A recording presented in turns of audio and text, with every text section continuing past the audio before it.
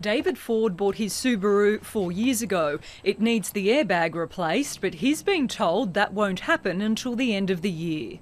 I bought the car because of safety features. That was one of the considerations. So I've now got a car that doesn't have those safety features that I bought the car for. He's among millions of drivers affected by the Takata airbag recall. There's no doubt that this is one of the largest and most significant recalls in the nation's history. A voluntary recall on the airbags was announced last year, but the Australian Competition and Consumer Commission says some manufacturers didn't act swiftly enough. So the government has now made it compulsory, adding more than 1 million cars to the recall list.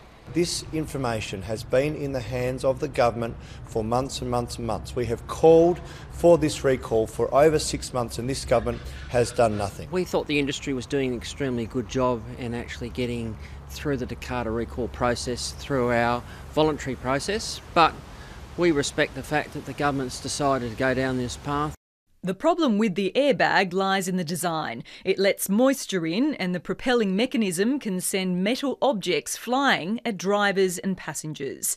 The most critical, the Alpha airbag, of which 27,000 are still on the road. They're a minority, but it's critical that those airbags be taken out, and if anybody's got an Alpha airbag, they stop driving the car immediately. At least 20 people have been killed around the world, including a 58-year-old man in Sydney last year, his death linked to the Takata airbag in his Honda CR-V.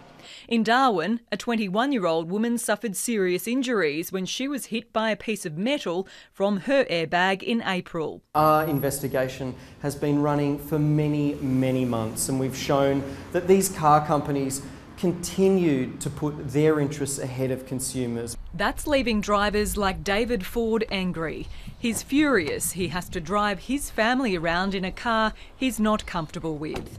Louisa Rebgetz, ABC News.